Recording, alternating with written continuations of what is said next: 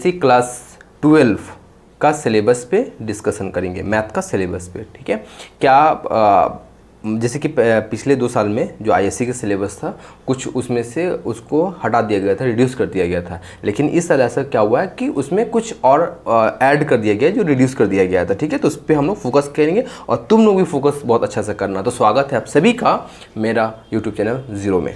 आइए शुरुआत करते हैं। देखो क्या है, आईएससी क्लास 12, ठीक है, कोर्स स्ट्रक्चर। ओके, इसमें मार्क्स स्ट्रक्चर में क्या दिया है, थ्योरी जो है 3 आवर का होगा और 80 मार्क्स का होगा, प्रोजेक्ट मार्क्स 20 मार्क्स का होगा और टोटल कितना हो गया, 100 मार्क्स हो गया। हर सब्जेक्ट 100 मार्क्स का ही होगा, जिसमें से 20 मार्क्स जो था प्रोजेक्ट मार्क्स था। इसमें से जैसे कि मैं हमेशा बोलता हूँ 17, 18 ये हर किसी को मिल जाता है। ठीक है, हर किसी को मिल जाता है। 19 और 20 के लिए थोड़ा सा पढ़ के जाना पड़ता है। ठीक है, फॉर्मूला वगैरह या चैप्टर को थोड़ा सा अच्छा से पढ़ के जाना होगा, कहीं से भी क्वेश्चन पूछ सकते हैं टीचर। तो 90-20 के लिए थोड़ा सा पढ़ना पड़ेगा। रहा 80 मार्क्स के, तो 80 मार्क्स के लिए मेरे पास आना पड़ेगा। ठीक है, 80 मार्क्स के लिए क्या क्या यूनिट है, क्या क्या चैप्टर है। देखो, पहला क्या है, रिलेशन एंड फंक्शन। उसके बाद क्या है, अलजेब्रा, कैलकुलस, प्रोबेबिलिटी। उसके बाद सेक्शन बी और सेक्शन सी। सेक्शन बी और सेक्शन सी है, दोनों में से कोई एक अटेम्प्ट करना होगा। ठीक है, तो साइंस वाले भी सेक्शन सी ही अटेम्प्ट करते हैं और अकाउंट्स वाले भी सेक्शन सी ही अटेम्प्ट करते हैं। ठीक है, क्योंकि सेक्शन सी बी के रिस्पेक्ट में थोड़ा सा इजी हो जाता है। और ये 15 मार्क्स का है ना, तो इसमें ऐसा मेरे स्टूडेंट बोलते हैं कि 15 में 15 आराम से आता है। ठीक है, तो अब हम लोग मार्क्स पे डिस्कशन करते हैं, चैप्टर पे डिस्कशन करते हैं आगे। पहला क्या है, रिलेशन एंड फंक्शन। अच्छा, उससे पहले जो ये जो पैटर्न है ना, यहाँ पे देखो कैसे, जैसे कि सेक्शन ए में क्या क्या आता है। सेक्शन ए में क्या क्या है, रिलेशन एंड फंक्शन, ठीक है, अलजेब्रा, कैलकुलस, प्रोबेबिलिटी। ये पूरा मिला करके होता है कितना, 65 मार्क्स का। और सेक्शन बी 15 मार्क्स का या सेक्शन सी, दोनों में से कोई एक अटेम्प्ट करना रहेगा, दोनों 15 मार्क्स का होता है। ठीक है, अच्छा आगे बढ़ते हैं। पेपर का जो स्ट्रक्चर होता है वो क्या है, यहाँ पे देखो क्या दिया हुआ है। The question paper consist 3 section में ए बी सी, जैसे कि हमने बताया अभी। सेक्शन ए 65 मार्क्स का होता है, सेक्शन बी 15 मार्क्स का होता है, सेक्शन सी भी 15 मार्क्स का होता है। दोनों में से कोई एक अटेम्प्ट करना होता है। लेकिन साइंस वाले सेक्शन बी को पढ़ते हैं, सेक्शन सी को भी पढ़ लेते हैं ताकि सेक्शन सी ईजी होता है।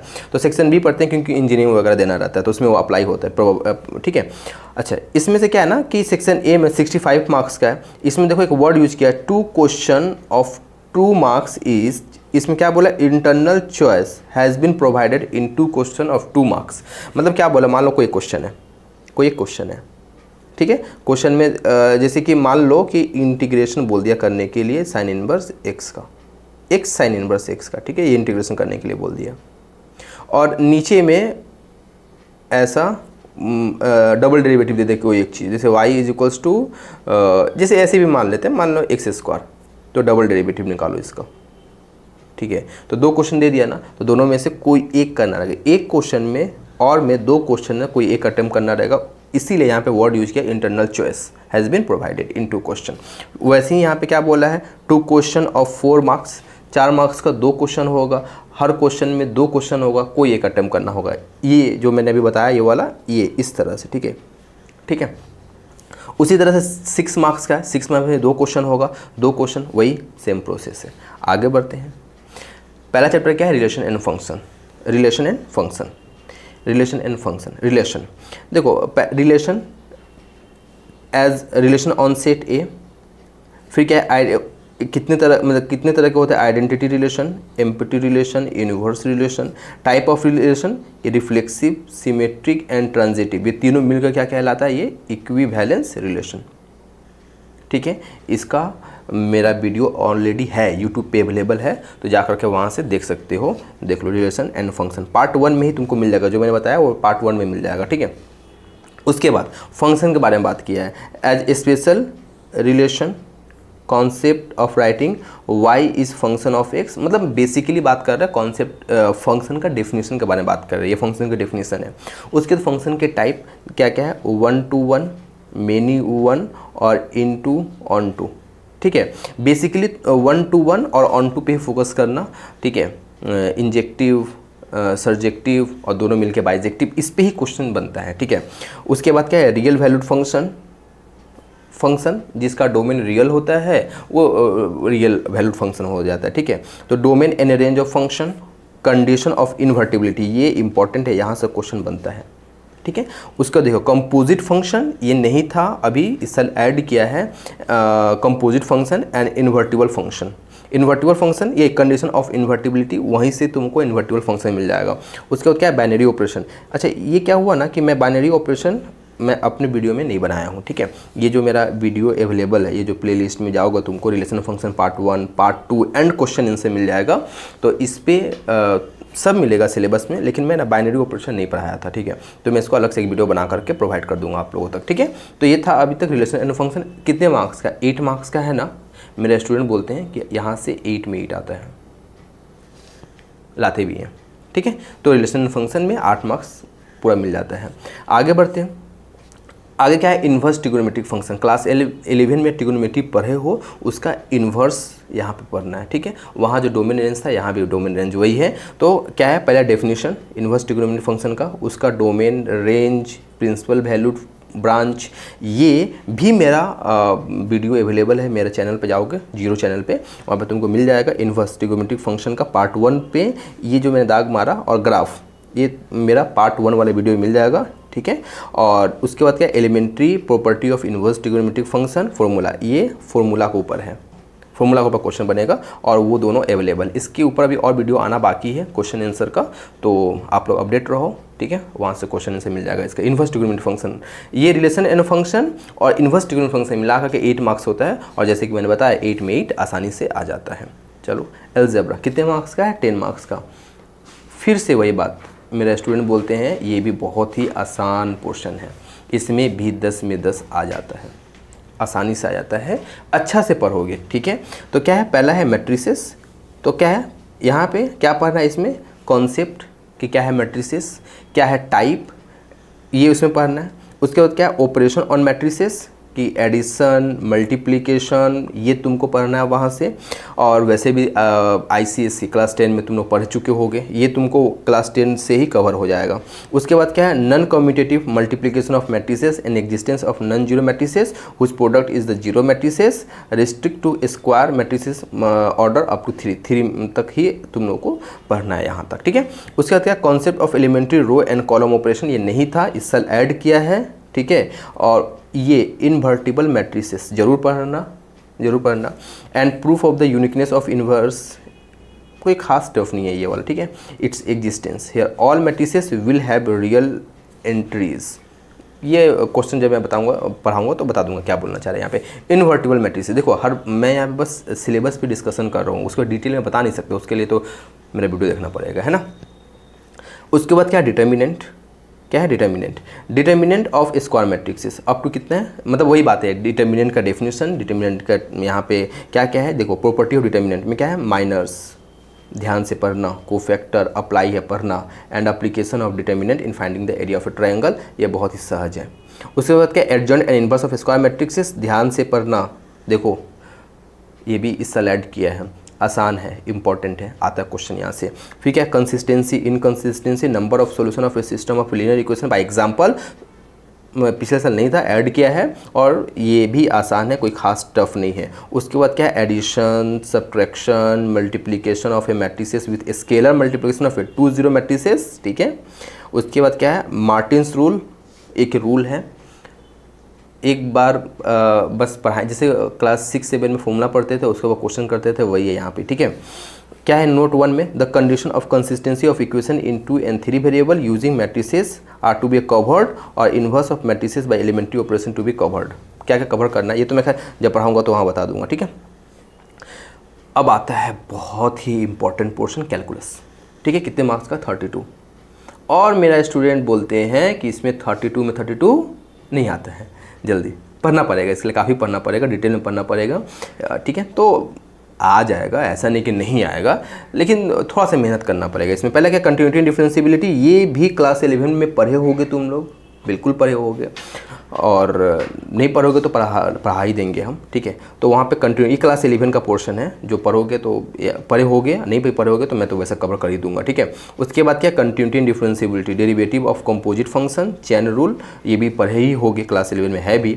डेरिवेटिव ऑफ इम्प्लिसिट फंक्शन, ठीक है। Concept of exponential and logarithmic, पता है मैं इसका ना एक्सपोनेंशियल और लॉगरिथमिक क्या है ना, इसके ऊपर एक मैं पार्ट अलग से एक वीडियो बना दूँ, क्योंकि ऐसा 11 12 में नहीं मिलने वाला, इसके पार्टिकुलर कोई चैप्टर नहीं है, ठीक है। तो मैं इसको एक वीडियो बना दूंगा तो ज़्यादा अच्छा रहेगा, ठीक है। Derivative of logarithmic and exponential function, फिर क्या है, logarithmic differentiation, derivative of function express in the parametric form, second order derivative. Second order derivative क्या है, फर्स्ट ऑर्डर डेरिवेटिव कवर कर लोगे, second order derivative automatically cover हो जाएगा, ठीक है।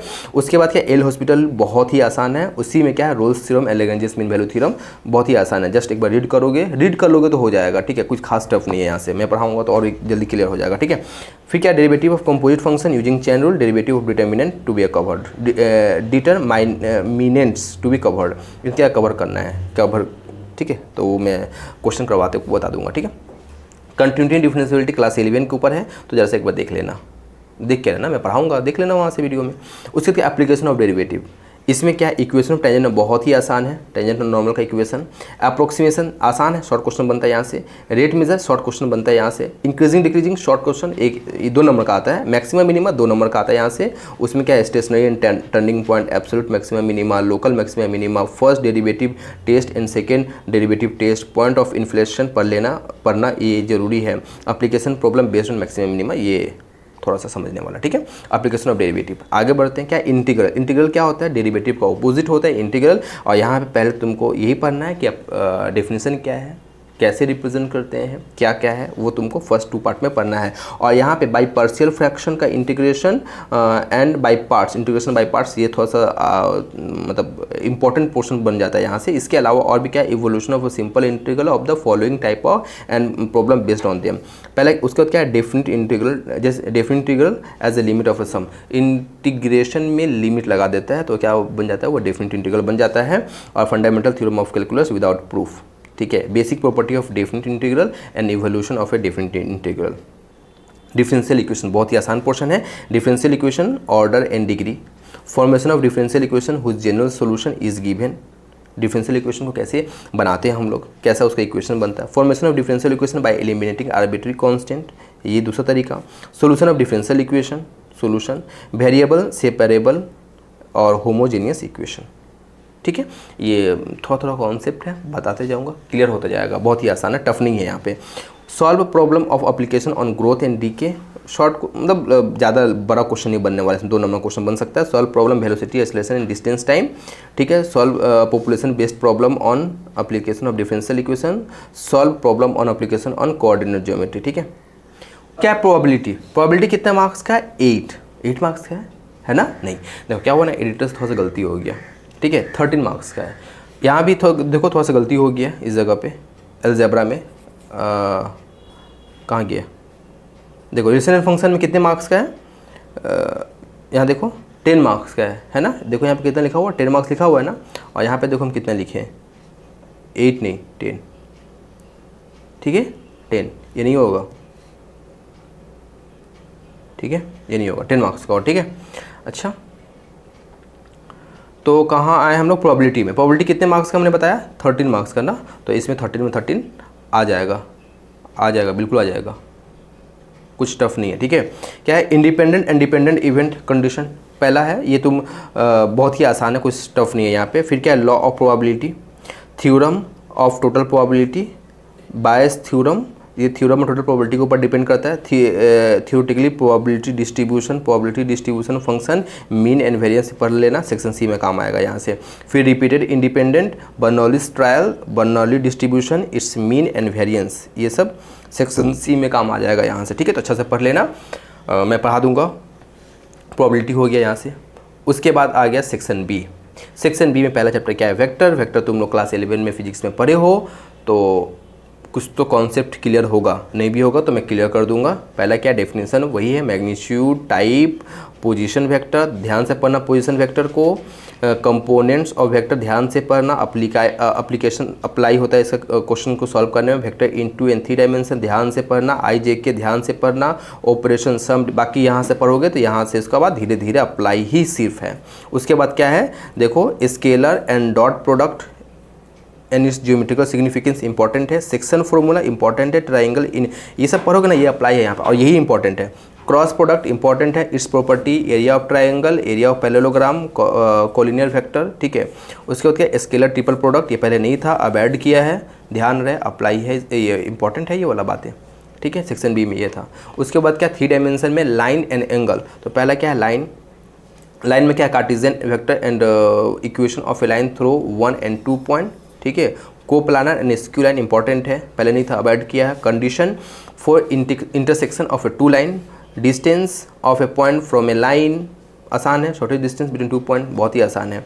उसके बाद क्या, not symmetric and non symmetric form of line are required to be covered, ठीक है। देखो जब मैं कवर करते जाऊँगा ना तो ये बताते जाऊँगा कि क्या क्या अब तक कवर किया हमने, ठीक है, वो मिलते जाएगा स्क्रीन पे आप लोग को मिलता जाएगा, ठीक है। लाइन्स हो गया प्लेन, प्लेन में लाइन्स पर लोगे, प्लेन आसान है, वही बातें हैं, Cartesian vector equation of a line, direction ratio of the normal to the plane, 1 point form, normal form, intercept form, distance of a point, बस थोड़ा सा डेफिनेशन है, समझाते जाऊंगा बनते जाएगा क्वेश्चन, आसान है, कुछ टफ नहीं है, 3 डायमेंशनल ज्योमेट्री। उसके बाद क्या, एप्लीकेशन ऑफ इंटीग्रल, इंटीग्रल पर इंटीग्रेशन अच्छे से पढ़ोगे, इसका अप्लाई यहाँ पे है, आसान है, टफ नहीं है, समझाएंगे आसान से समझ में आ जाएगा, ठीक है।